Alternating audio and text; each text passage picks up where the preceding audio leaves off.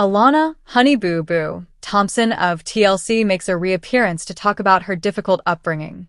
14 years have passed since the Toddlers and Tiara's alumna first gained notoriety at the age of 5, when she made an appearance on the notorious TLC reality show and unintentionally coined the nickname she now goes by. A dollar made me holler, Honey Boo Boo. She has had many highs and lows over the years, including battling her mother June Elizabeth, Mamajune Shannon's drug usage, and she is now prepared to talk about it. She reflected on the past 14 years in an interview with People before to the release, saying, "Looking back, it's like, dang, I really went through all that expletive? That's crazy." Her tumultuous relationship with her mother, who has been sober for more than 5 years, will be a major focus of the biopic. Her mother struggled with crack cocaine addiction for years, was arrested and charged with felony drug possession in 2019, and in 2022, custody of Alana was given to her other daughter, Lauren. "I did not want this movie to be throwing punches at my mama and making her out to be the bad guy," Alana said, while maintaining, "But I didn't hold back, and if she gets mad, at the end of the day it's the truth." On May 30th, WeTV's Mamajune Family Crisis will return for its 7th season, and Alana and Mamajune continue to film together. "At the end of the day, she's my mom. When she was bad in her addiction, I just kept thinking about the day she'd recover. We're going pretty good. Hopefully it lasts. I just no longer have any expectations for her," Alana said, despite the fact that forgiving her mother was hard because she never saw much of the money she earned from her years of reality television. "I don't remember who that person was because I've worked so much on myself," Mamajune herself said to People. The current location of Honey Boo Boo, Alana is currently a rising junior at Regis University in Colorado, where she resides with her 24-year-old longtime partner, Drawlin Carswell. But Alana Thompson, popularly known as Honey Boo Boo, was living her life without the spotlight glaring down on her every step for the first time. However, the taste of independence was peculiar. It wasn't as sweet as a county fair funnel cake. It was unsure, unpleasant, and raw. Alana should have been concerned with college applications, classes, and crushes at 16. Rather, she was concerned about Mamajune, her mother, who had disappeared. There was silence in the house. Too silent. Alana was scrolling through her phone while perched on the edge of her bed. Lauren "Pumpkin" Shannon, her older sister, was in the kitchen attempting to manage the turmoil of keeping the family together while also juggling her own kid. "Alana," Pumpkin yelled, "will you come take a quick look at Bentley? I must give the rehab facility another call." With a grunt, Alana stood up. Now she was used to lending a hand, accustomed to filling in. Pumpkin hung up, frowning. "Mama didn't show up to her appointment yesterday. They believe she is once again homeless." Alana's jaw tightened. Again, she thought, here we go. However, things were different this time. A note was left behind this time. The note, scrawled in her mother's sloppy handwriting, said, "Don't come looking for me. I'm doing what I have to do. Tell Alana I love her, but she's better off without me." A trace of lipstick, which Mamajune hadn't used in months, was used to sign it. Alana spent hours gazing at it. Why now? Finally, things were improving. She had a solid start to her junior year and was even considering attending college in Atlanta. She was receiving counseling. She had friends, real friends, not the set fakes. Mamajune had also been hygienic. Or so they believed. Alana made a choice that evening. She would no longer be the forgotten daughter. Alana left a message for Pumpkin using only a duffel bag and $300 in cash she had accumulated from Instagram sales. "I must complete this. I am no longer a young girl." She boarded a bus that was headed to Birmingham, Alabama. According to a family acquaintance, Mamajune was last seen there, hanging out at a dilapidated motel with a man they all dubbed Razor. Alana was aware that this was foolish. However, her family was not saved by her intelligence. Being courageous can help. Cigarette smoke hit her like a brick wall. She gave one knock. Twice. "Who is it?" A garbled voice came from within. "It's me, Alana." The door opened with a squeak. Alana remembered Mamajune, but she didn't look like her. Her eyes were sunken, her lips were quivering, and her hair was irregularly dyed. No, Alana. You have no business being here. You abandoned me once more. Alana did not cry, but tears filled her eyes. Not now. Pumpkin was going crazy back in Georgia. She had gotten in touch with Family Crisis's producers. It had been more than a year since their last filming, but this time was different. This actually happened. Overnight, the special episode, Alana's Choice, was approved. The sisters were pursued by producers to Birmingham, where Pumpkin met Alana at the motel. As the family faced June, cameras rolled. Alana turned to face her mother in front of America and uttered, "I am no longer your little honey boo-boo. I am your daughter. Additionally, I'm giving you one final chance." Everything changed after that encounter.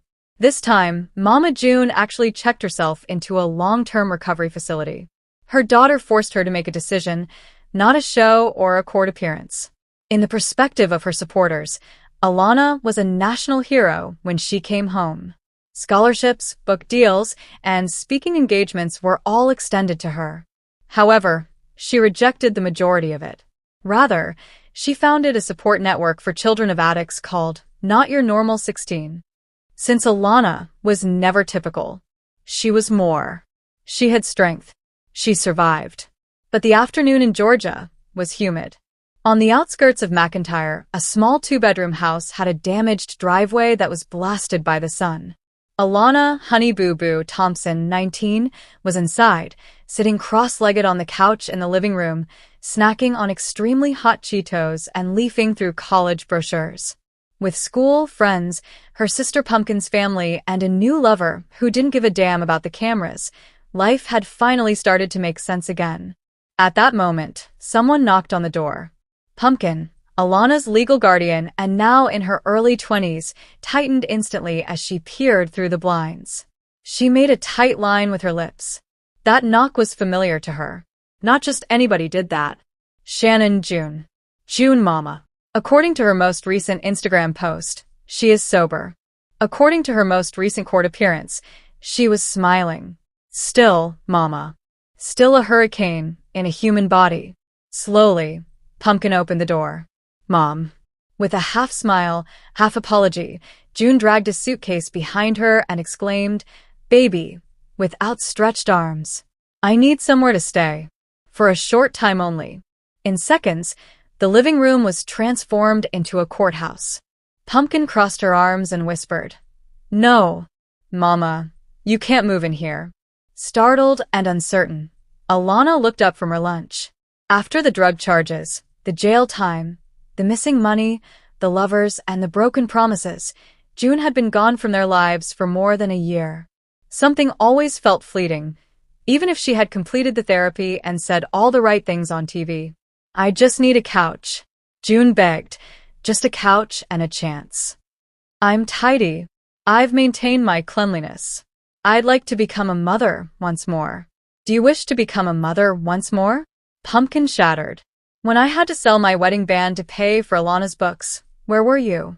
When we were unable to pay our electricity bill? When I had to explain to her that her mother chose meth above motherhood?" June's eyes filled with tears. "I am aware of that. However, I'm making an effort." Alana got to her feet. She spoke rather quietly. "I adore you, Mama. I always will. But I can't ignore anything just because I love you. Not quite yet." June slept outside the home in her car that night. Alana watched her sleep from the window. Courtrooms and treachery mingled with sweet tea and county fair memories. Is it possible for someone to change? Could a mother come back from the brink? With her arms wrapped around her sister, Pumpkin joined her at the window. Alana said, "I despise her for what she did. However, I do miss her. Each day." Pumpkin let out a sigh. "Lon, we don't owe her our tranquility. We merited it. This life was created by us. However, perhaps we could leave the door open. Just a little crack." June was gone the following morning. Just a folded letter on the front porch. No message, no farewell. "I understand. I'm not worthy of living here. However, I will continue to demonstrate my ability to improve. Not for television. Not for treatment. For all of you. I cherish you." Mother months went by. Despite her remoteness, June continued to send postcards, including images of NA meetings, pay stubs from her employment at the diner, and birthday cards with sincere notes. No cameras were present. Not a drama. Just honest, painful, painstaking change. Alana also put a key under the doormat one day. Not a key to the house, but to the shed in the back, which has been converted into a guest room complete with clean linens and a cot. The door was taped with the following message, but the morning was hot and muggy in McIntyre, Georgia. The magnolias were in full flower, and the birds were chirping. However, the silence was misleading. Anarchy was growing within the Shannon home. Although Alana Honey Boo Boo Thompson had recently turned 19, her life had not been all pageants and glitter, even if she still possessed her trademark sass and sparkle. Her popularity had subsided, and in its place were the hardships of everyday life, such as the pressures of education, criticism from others, and the lingering specter of her mother's past. Today, however, was different. Mamajune was back. Mamajune Shannon was back in Georgia, and this time she wasn't hiding after spending 2 years largely out of the public eye, going to treatment, traveling across states for sobriety programs, and starting over. She had chopped her hair short and colored it back to her natural color. No more thick filters, no more false eyelashes. Only June. Nervous, honest, and unfiltered. The front door of the house Alana now occupied with her sister Pumpkin Lauren, who had obtained legal custody years prior, was knocked on. With a toddler wailing in the background and a baby in one arm, Pumpkin opened the door. Her eyes met her mother's. "You came," replied Pumpkin bluntly. June answered in a shaky voice. "I did. I'm tidy. I've maintained my cleanliness. I got a job. I've been employed in a Florida women's rehabilitation facility. And I am aware that I am undeserving of anything. But I want to talk to y'all." With her arms folded, Alana entered the threshold behind Pumpkin. She had curious yet wary eyes. "You believe that a few months of cleanliness can solve all problems?" Not rudely, she inquired. "Mama, you didn't attend my high school graduation." June's eyes filled with tears. "I understand. And every day I despise myself for it. However, I'm not here to beg for pardon. I'm here to prove myself, no matter how long it takes." June started to appear throughout the course of the following few weeks, slowly and regularly.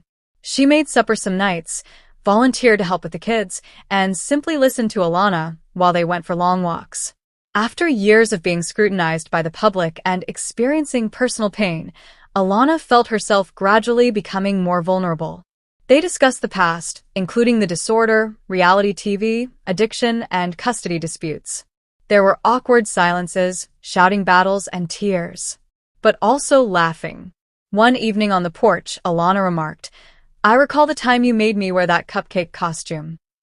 I appeared to be a snack." June laughed and said, "You were always the snack, baby girl." Then came the notion that transformed everything. After enrolling in a nearby institution to study media production, Alana was given the task of creating a brief documentary. "How about if I do it for us?" she questioned her lecturer. "About my mother's path to redemption." The lecturer paused. "Does your mother feel comfortable showing such vulnerability?" "She wants to be, I believe." Filming started behind closed doors. With a microphone in one hand and a baby bottle in the other, Alana, her classmate David, and occasionally Pumpkin make up the little crew. They captured raw video from family therapy sessions, June's work at the treatment center, and her AA meetings. In front of the camera, June sobbed. Alana did too. But through the lens, something wonderful happened. Healing. At a student film festival, the documentary Glitter Doesn't Fade, the real Honey Boo Boo story, had its debut. It spread like wildfire. People saw June as a mother frantically attempting to change the past, not just as a train wreck reality star. They viewed Alana as a powerful, intellectual young woman taking back control of her own story, rather than as the childish stereotype of reality TV. A few months later, they received an offer for a passionate reboot program that wasn't tacky or extravagant. The next spring, Redemption and Glitter was broadcast. It depicted the unvarnished, unadulterated existence of a family who had gone through hell and decided to leave it together. Alana gave June a firm hug one evening after recording a particularly tearful episode in which she revealed a letter she had written to her girls while she was in treatment. "Mama, you have my admiration," she muttered. June cried as she closed her eyes. "My little boo, I'm proud of you too." Additionally, the glitter didn't feel phony for the first time in a long time. It was hopeful. But in the small village of Willow Creek, where secrets spread more quickly than sunlight on tin roofs, it was a sultry August afternoon. The talk at Maud's Corner Cafe was especially strong, and the cicadas hummed as if they knew something. Lena was standing at the train station with a lollipop in her lips, a duffel bag draped over her shoulder, and her sunglasses a little off balance. 5 years had passed since that night at Ella's notorious backyard party, which everyone still calls Honey Boo Boo. She had self-imposed exiled herself to the big city. Every summer, Ella Jenkins, the queen of charm and pandemonium, hosted a party that drew the most improbable guests. However, something had gone wrong that year. Under the fairy lights, Josh had given Lena a kiss that was so intense it could have burned pages out of a small-town journal. The sole issue? Ella's boyfriend was Josh. The consequences were immediate. The following morning, Lena vanished, leaving only the mysterious message, "It's better if I go." As if their friendship hadn't been damaged by time, Ella had written her a message 5 years later, merely inviting her to the upcoming Honey Boo Boo. Lena held onto the handwritten envelope, which was already wrinkled from too much reading. No justification, just this Saturday. If you dare, come. Lena inhaled deeply as the train moaned and hissed to a stop. She hadn't announced her return to anyone. Not Josh in particular. Is Josh even aware that I will be attending Ella's Honey Boo Boo? As she dragged her bag in the direction of the waiting taxi, she whispered to herself. The town appeared strange and drowsy. Ella's place, though? Like a dream, it was illuminated. Peaches, bourbon, and unresolved drama filled the air, music throbbed through the ground, and mason jars hung from trees. The gate opened, and she entered. She was first noticed by Ella. As she sipped her drink, her eyes glowed with a peculiar fusion of mischievousness and nostalgia, yet her red lipstick hardly moved. Ella purred, "Look what the cat dragged in." Lena responded, uncertain whether to embrace or duck, "I received your invitation." "Good," said Ella, laughing. "I anticipated your arrival. The drama was always your thing. Is Josh aware of my presence?" Ella grinned more broadly. Why spoil the surprise? Lena sensed a change in the atmosphere a few moments later. Josh was here. He appeared older, sharper. His gaze swept across the throng before meeting hers. Time squished in on itself. He approached her slowly and methodically. He murmured softly, almost incredulously, "You came." "Yes, I did. I didn't believe you would return. Not for this in particular." "Well," she said with a slight smile, "it's Honey Boo Boo. There are some things worth the mess." With a drink in hand and the firelight dancing in her eyes, Ella observed from the porch. Nobody knew who would tame the beast that was the past, but tonight it woke up from its sleep. But Alana Thompson, better known to the world as Honey Boo Boo, rolled out of bed on a steamy Georgia morning with a mix of joy and nervousness. For weeks, she had been hiding a significant secret from the cameras. The lovely Southern tea had to be spilled now. Alana twirled a strand of hair around her finger and stated into her confessional camera, "Y'all, I got something real big to tell ya. I'm not simply sitting around watching TikTok and eating hot wings. Dancing with the Stars is where I'm going. Is it not unbelievable?" I was shaking what Mamajune had given me on that large, shiny floor. Cut to June Shannon, often known as Mama June, sitting in her cluttered living room, her eyebrows raised in shock, a plate of nachos half-eaten. "Will they actually put Alana on there?" she inquired of the producers. "She has no sense of rhythm. The chicken nugget shuffle is the only dance I've ever seen her perform, bless her."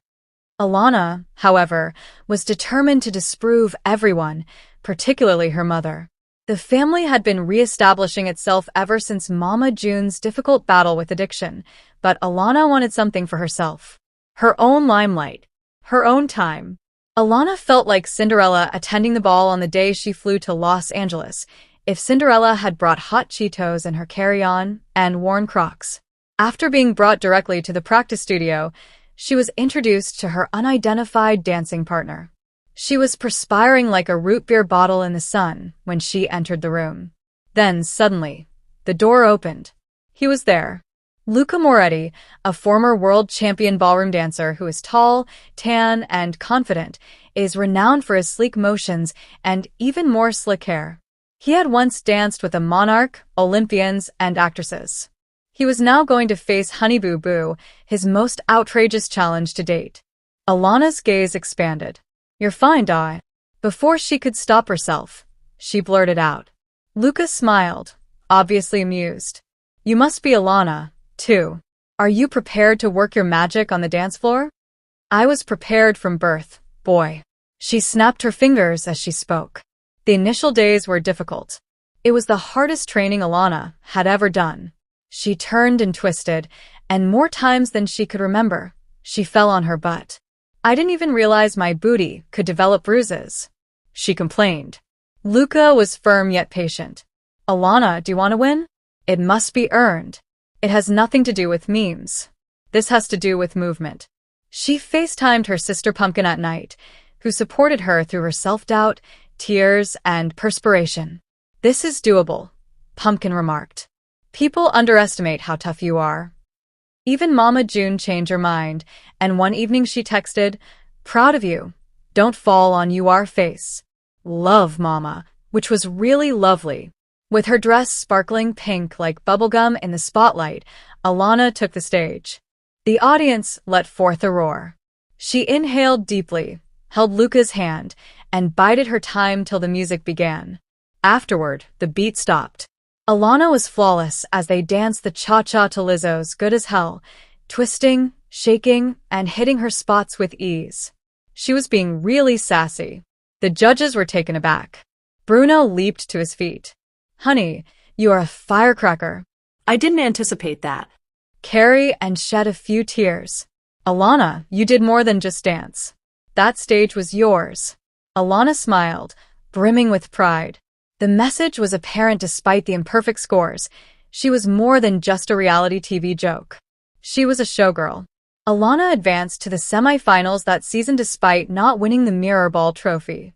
More significantly, she demonstrated to herself her ability to be disciplined, creative, and innovative. In her last interview, she declared, "I'm not just Honey Boo Boo from the pageant stage. My name is Alana. I am 20 years old. And I have only just begun." Backstage, Mama June sobbed while brandishing a glittering placard that said, "Go Alana." Their family was able to rejoice together for the first time in a long time. Welcome to my channel, dear viewers. My name is Zara, and I hope you're having a great day. Remember to subscribe to the channel if you enjoy the video.